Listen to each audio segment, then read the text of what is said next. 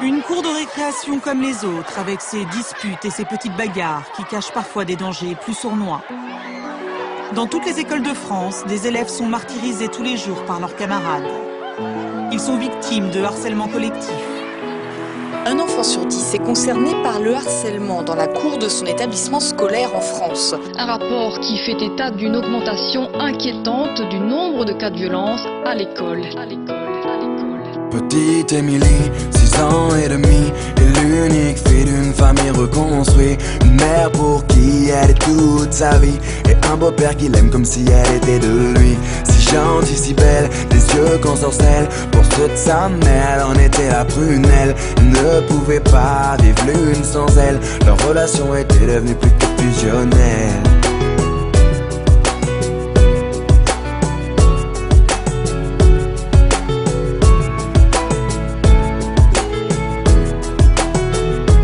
Petite Émilie, à 8 ans passés, rien n'a changé sauf qu'elle a déménagé. Fini la campagne isolée, elle vit maintenant en ville car sa maman fut mutée. Une nouvelle école, de nouveaux amis, elle ne mit pas longtemps à s'adapter à cette vie. Du haut de ses 8 ans, on peut dire qu'elle est ravie, car tout va pour le mieux pour petite Émilie.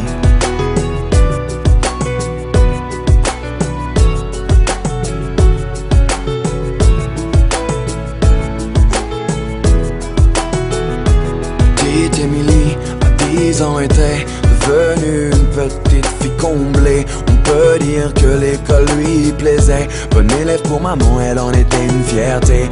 Un peu rondelette, de bonnes petites joues. Elle essuie les critiques de quelques jaloux. Devant les profs, ils l'appelaient bouffe-tout. Mais ce ne sont que des enfants après tout. Depuis quelque temps, une nouvelle forme de violence se développe sur les réseaux sociaux. Prennent différentes formes, elles peuvent prendre la forme de châtiment corporel, mais elles peuvent aussi prendre une forme plus insidieuse, qui est tout ce qui est la violence plus psychologique. Petite Émilie, à 12 ans maintenant, adolescente enfermée aux grandes dames de maman. Fini le joli visage souriant, c'est une petite fille maussade qu'elle est devenue à présent. Faut dire qu'au collège, tout avait changé. Trop d'élèves ne faisaient que de se moquer.